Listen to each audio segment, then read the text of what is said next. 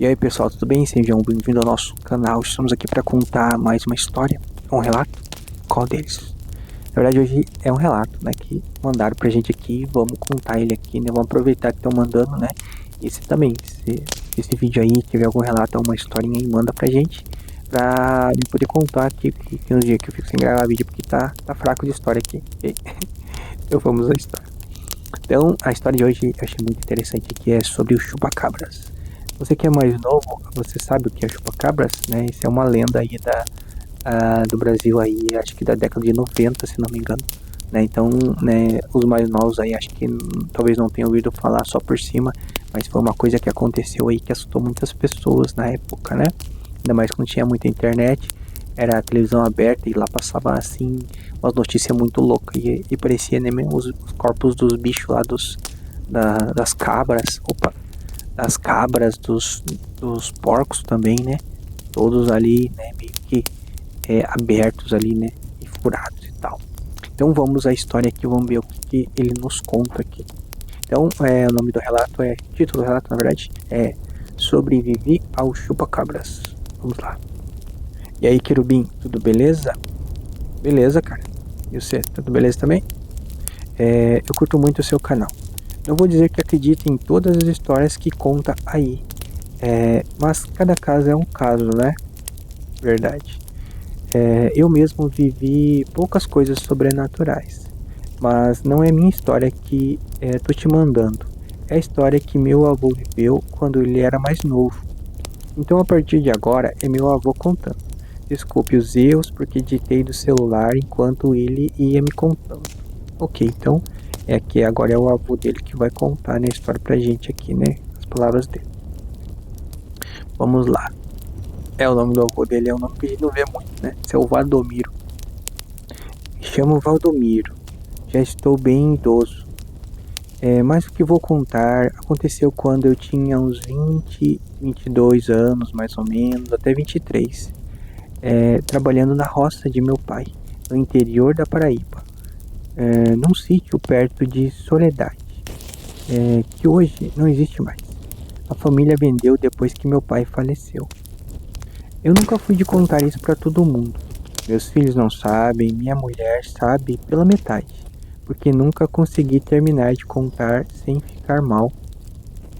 Mas já estou bem velho e esse negócio ainda aparece nos meus sonhos às vezes. Então resolvi que era melhor botar para fora de uma vez. Foi no começo dos anos 90. A gente criava cabras, galinhas, um porco ou dois, apenas para o próprio consumo, nada grande. Tínhamos pouco de gado também. E certa manhã, meu pai foi cedo para o chiqueiro e voltou com uma cara que eu nunca tinha visto antes. Meu pai era um homem duro, nordestino velho, criado no sofrimento. Não era de se abalar com quase nada, mas voltou com a cara branca, sem falar nada, e foi se sentar na soleira da porta. Eu fiquei curioso e fui no chiqueiro ver o que tinha acontecido. Quando eu cheguei lá, eu vi os 3 porcos mortos, deitados no chão do chiqueiro, sem marca de briga, sem sinal do que aconteceu, sem nada fora do lugar. Mortos e com umas marcas pequenas no pescoço, 2 furos cada um, próximos, certeiros. E o que me deixou sem chão foi o seguinte: não tinha sangue. Dentro do chiqueiro não tinha uma mancha no chão, não tinha nada. 3 animais daquele tamanho, mortos, foram abatidos como se não fossem nada. E o mais estranho era quem tinha feito aquilo. Bicho não era porque não tinha sinal de mordida, ou corte feito por dentes, ou unhas, ou garras. Nada, só aqueles 2 buraquinhos. E quem mexe com criações, com porcos, sabe que quando a gente dá uma facada nele, ele se bate todo, faz um barulho e voa sangue para todo lado. Porém ali não tinha nada. Meu pai não falou o que era, só disse que era para eu não comentar com mais ninguém na vizinhança. Mas a vizinhança ela já sabia, porque não era só na nossa propriedade. Na semana seguinte, seu Zé Cícero, que tinha um sítio do outro lado do riacho. Perdeu 4 cabras da mesma forma. Depois foi a vez de seu Antônio, depois uma senhora também que morava sozinha e perdeu as últimas galinhas que tinha. É, e essa aí me pesou no coração até hoje, porque ela dependia daqueles animais, né? O bicho, e todo mundo já chamava de bicho, ninguém tinha nome ainda. Ninguém dava nome ainda. Não fazia barulho. Isso era o que mais apavorava. Nem o animal da propriedade latia, gania, berrava antes. Era silêncio. E de manhã, algum bicho amanhecia morto. Como se a própria criação ficasse paralisada de medo antes de morrer. Eu e os outros integrantes de minha família passamos a dormir mal. Eu ficava ouvindo o silêncio da madrugada. E o pior do que ouvir barulho, era pior do que ouvir barulho, porque o silêncio podia significar que estava acontecendo, e eu não ia saber até o dia clarear. Numa noite de lua, eu decidi ficar de vigia, mesmo contra as ordens de meu pai. Peguei o facão e sentei numa cadeira perto do paiol, com visão pro chiqueiro. E ali eu fiquei.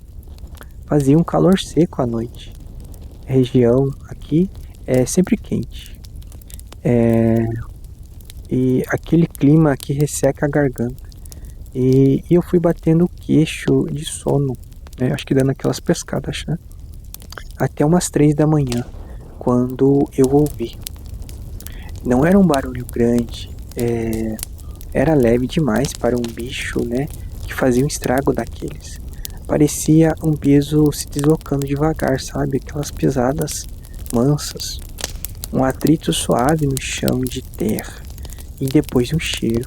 Um cheiro forte, adocicado. Um cheiro estranho. Como carne começando a estragar, mas misturado com outra coisa que eu não sei comparar com nada que eu conheça. E eu olhei para o chiqueiro, mas não vi nada. Olhei para o mato do lado e o escuro era fechado demais. Aí o mato parou de fazer barulho. Sabe aquele barulho constante de noite, né? Os grilos, os sapos, os insetos. Parou tudo de uma vez só. Um silêncio que não era natural. Que a natureza não faz esse silêncio assim do nada, sem algum motivo. E eu não me movi. Fiquei feito estátua na cadeira, como um facão no colo e o coração batendo nos ouvidos. Fiquei assim, não sei quanto tempo. Pode ter sido uns 10 minutos, mas pode também ter sido horas. Não sei dizer de verdade. Quando os grilos voltaram, eu já estava tremendo de frio, mesmo com o calor. Na verdade, eu tremia de medo. De manhã, 2 cabras amanheceram mortas. Mesmo sinal no pescoço, e o chão também estava seco. Meu pai, depois disso, vendeu o restante do gado naquela semana para um primo que morava em outro município. Não quis explicar o motivo direito. Inventou uma história de dívida que ele precisava de dinheiro. A gente ficou sem criação por quase 2 anos, o que é difícil para quem mora no campo, quem mora na roça, no sertão. O negócio parou de aparecer tão de repente quanto começou. Ninguém soube dizer o porquê. Ninguém viu que era de perto, ninguém encontrou rastros que fizessem sentido. Ninguém teve explicação. Anos depois, eu vi numa revista uma reportagem sobre o chupa-cabras. Um desenho e tudo. Fiquei olhando para aquela página por um tempo. Não sei se era aquilo que passou no nosso sítio naquele tempo. E ele encerra o relato, né? Então aqui já é o neto dele falando, né? E essa é a história do meu avô. Eu acredito nele. Ele nunca foi de contar mentiras. Ele é um homem sério, né? Íntegro. E qualquer dia tomo coragem e vim os meus relatos também. Até mais. Nossa, que história. Espero que vocês tenham gostado, né? Eu achei legal, né? Então, eu sou meio velho, né?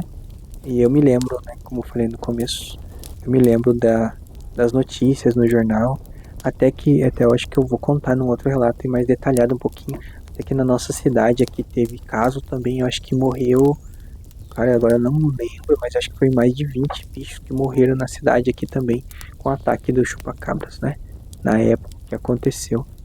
E até tinha um tio meu que ele trabalhava no Pesque Pague, né, e daí esse Pesque Pague foi o alvo, né, desse ataque. Na verdade, teve três fazendas aqui perto que tiveram.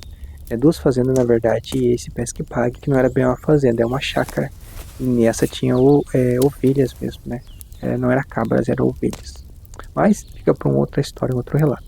Então, se você chegou até aqui, espero que vocês tenham gostado do vídeo, gostado da história. Se gostaram, eu peço, né, encarecidamente que deixem um like pra gente aí.